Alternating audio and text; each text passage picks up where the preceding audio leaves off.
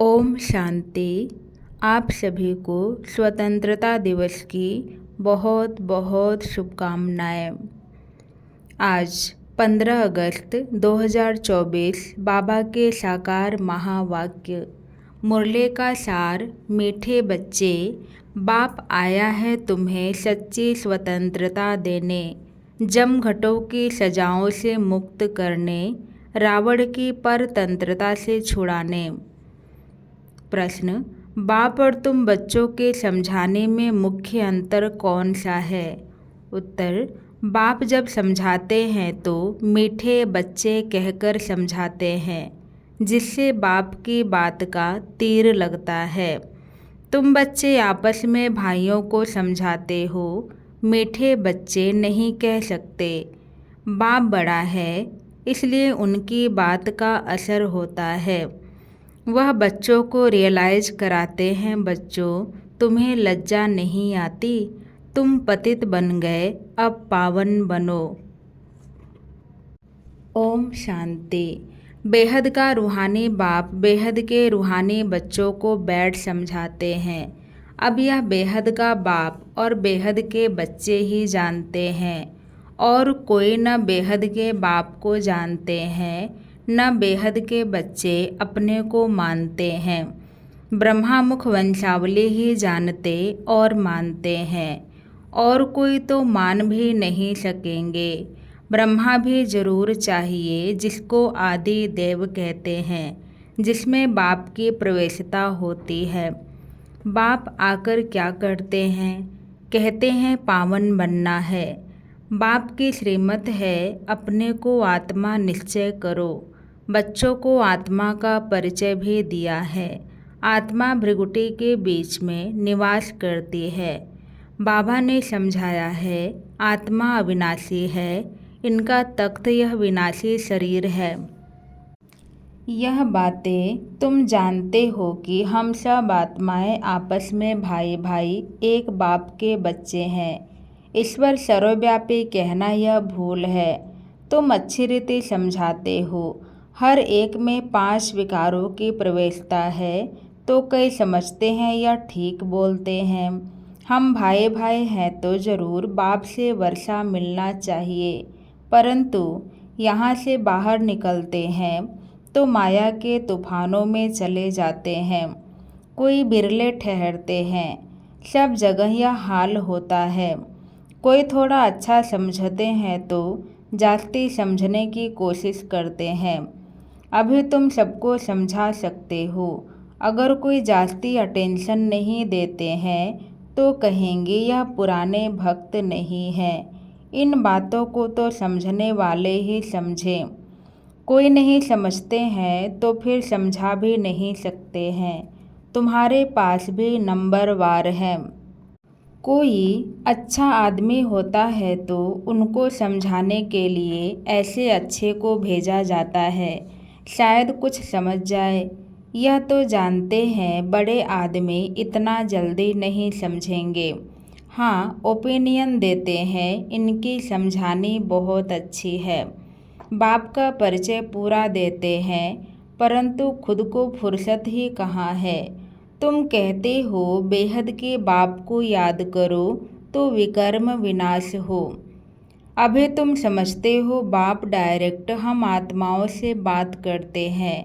Direct सुनने से तीर लगता है, वह बी के द्वारा सुनते हैं। यहाँ परमपिता परमात्मा ब्रह्मा द्वारा डायरेक्ट समझाते हैं। हे बच्चों, तुम बाप का कहना नहीं मानते हो। तुम सब तो कोई को ऐसे नहीं कह सकेंगे ना।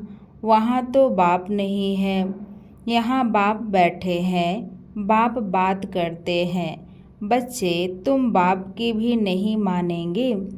अज्ञान काल में भी बाप के समझाने और भाई के समझाने में फर्क पड़ता है। भाई का इतना असर नहीं पड़ेगा जितना बाप का असर पड़ेगा। बाप फिर भी बड़ा हुआ ना, तो डर रहेगा। तुमको भी बाप समझाते हैं, मुझ अपने बाप को याद करो। तुमको शर्म नहीं आती? तुम घड़ी घड़ी मुझे भूल जाते हो। बाप डायरेक्ट कहते हैं तो वह असर जल्दी पड़ता है। अरे बाप का कहना नहीं मानते हो। बेहद का बाप कहते हैं यह जन्म निर्विकारी बनो तो 21 जन्म निर्विकारी बन पवित्र दुनिया का मालिक बनेंगे। यह नहीं मानते हो। बाप के कहने का तीर कड़ा लगता है, फर्क तो रहता है। ऐसे भी नहीं है कि सदैव नए नए से बाबा मिलते रहेंगे। उल्टे सुल्टे प्रश्न करते हैं, बुद्धि में नहीं बैठता, क्योंकि यह है बिल्कुल नई बात। गीता में श्री कृष्ण का नाम लिख दिया है, वह तो हो नहीं सकता। अभी ड्रामा अनुसार तुम्हारी बुद्धि में बैठा है।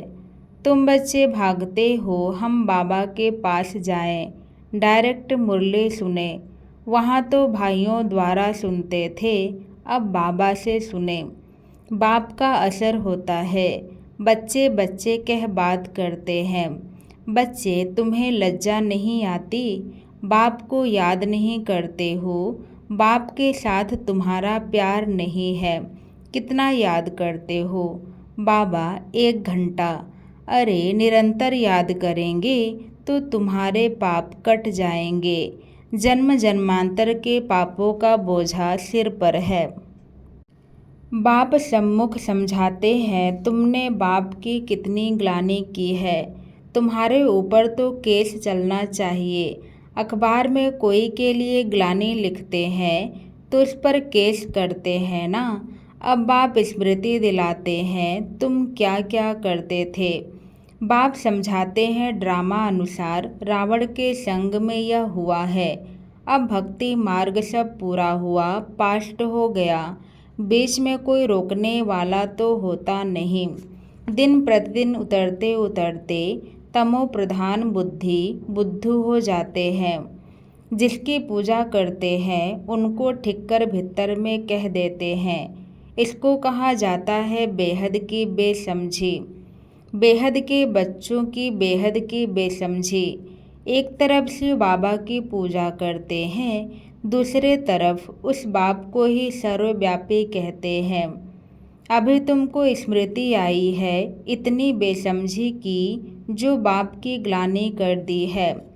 अब तुम बच्चों ने समझा है तो अब पुरुषार्थ कर रहे हो बेगर टू प्रिंस बनने का। श्री कृष्ण सतयुग का प्रिंस उनके लिए फिर कहते 16,108 रानियाँ थी, बच्चे थे। अभी तुमको तो लज्जा आएगी। कोई पाप करते हैं तो भगवान के आगे कान पकड़कर कहते हैं हे भगवान बड़ी भूल हुई, रहम करो, क्षमा करो। तुमने कितनी बड़ी भूल की है। बाप समझाते हैं ड्रामा में ऐसा है, जब ऐसे बनो तब तो मैं आऊँ। अब बाप कहते हैं तुमको सब धर्म वालों का कल्याण करना है। बाप जो सबकी सद्गति करते हैं उनके लिए सब धर्म वाले कह देते हैं सर्वव्यापी है। यह कहाँ से सीखे? भगवानुवाच मैं सर्वव्यापी नहीं हूँ। तुम्हारे कारण औरों का भी ऐसा हाल हो गया है। पुकारते हैं हे पतित पावन, परंतु समझते नहीं हैं। हम जब पहले पहले घर से आए तो पतित थे क्या? देह अभिमानी बनने के कारण पतित बने। कोई भी धर्म वाला आए उनसे पूछना है परमपिता परमात्मा का तुमको परिचय है? वह कौन है? कहाँ निवास करते हैं? तो कहेंगे ऊपर में, या कहेंगे सर्वव्यापी है। बाप कहते हैं तुम्हारे खातिर सारी दुनिया चट खाते में आ गई है। निमित्त तुम बने हो। सबको समझाना पड़ता है। भल ड्रामा अनुसार होता है, परंतु तुम पतित तो बन गए ना। सभी पाप आत्माएं हैं, अब पुण्य आत्मा बनने के लिए पुकारते हैं। सब धर्म वालों को मुक्ति धाम घर में जाना है, वहाँ पवित्र है। यह भी ड्रामा बना हुआ है जो बाप आकर समझाते हैं। यह ज्ञान सब धर्मों के लिए है। बाबा के पास समाचार आया था, किसी आचार्य ने कहा आप सबको आत्मा में परमात्मा समझ नमस्कार करता हूँ। अब इतने सब परमात्मा है क्या, कुछ भी समझ नहीं। जिन्होंने भक्ति जास्ती नहीं की है वह ठहरते नहीं हैं। सेंटर्स में भी कोई कितना समय ठहरते हैं। इससे समझना चाहिए कि भक्ति कम की है, इसलिए ठहरते नहीं हैं। फिर भी जाएंगे कहाँ, दूसरी कोई हट्टी तो है नहीं। ऐसी क्या युक्ति रचे जो मनुष्य जल्दी समझ ले। अभी तो सबको पैगाम देना है, यह कहना है कि बाप को याद करो। तुम ही पूरा याद नहीं कर सकते हो तो तुम्हारा तीर कैसे लगेगा। इसलिए बाबा कहते हैं चार्ट रखो। मुख्य बात है ही पावन बनने की। जितना पावन बनेंगे उतना नॉलेज धारण होगी, खुशी भी होगी। बच्चों को तो बहुत खुशी होनी चाहिए हम सबका उद्धार करें। बाप ही आकर सद्गति करते हैं। बाप को तो गम और खुशी की बात ही नहीं, यह ड्रामा बना हुआ है। तुमको तो कोई गम नहीं होना चाहिए, बाप मिला है और क्या, सिर्फ बाप की मत पर चलना है। यह समझाने भी अब मिलती है, सतयुग में नहीं मिलेगी। वहाँ तो ज्ञान की बात ही नहीं।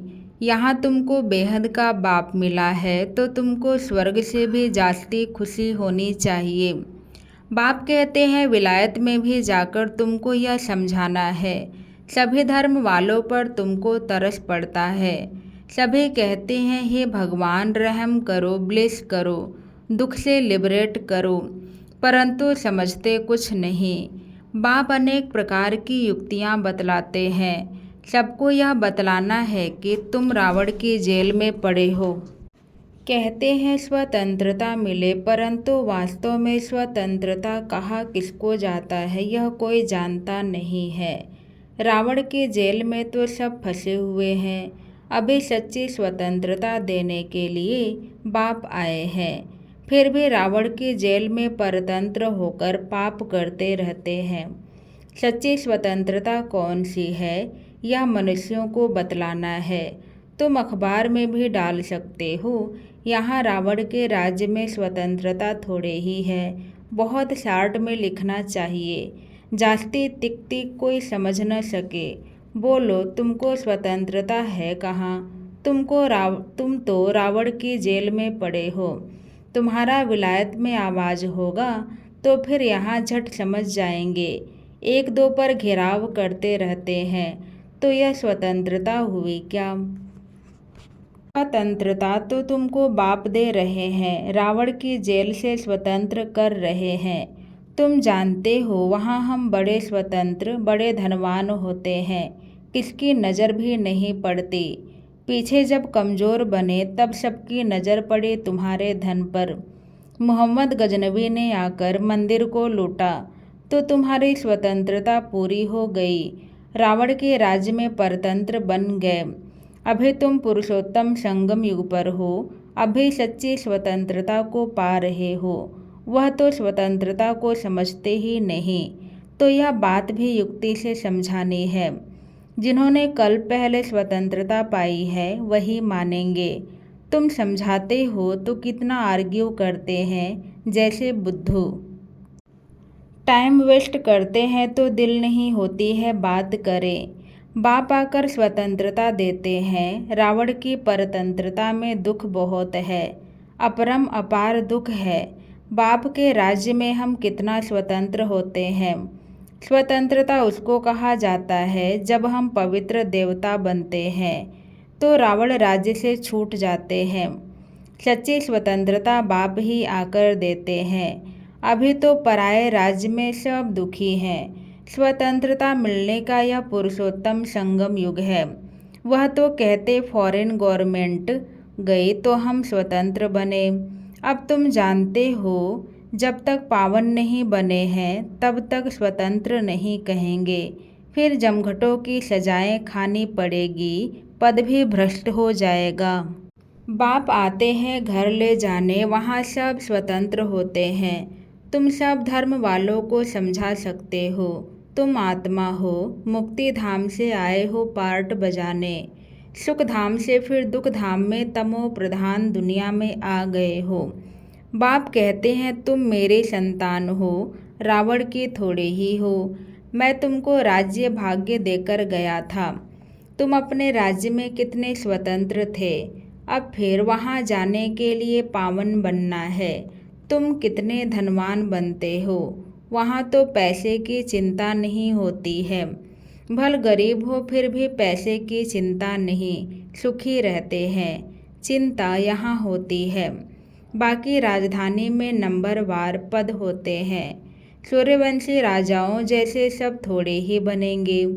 जितनी मेहनत उतना पद। तुम सब धर्म वालों की सर्विस करने वाले हो। विलायत वालों को भी समझाना है, तुम सब भाई भाई हो ना। सब शांति धाम में रहते हैं। अब रावण राज्य में हो। अब घर जाने का रास्ता आपको बताते हैं। अपने को आत्मा समझ मुझे याद करो।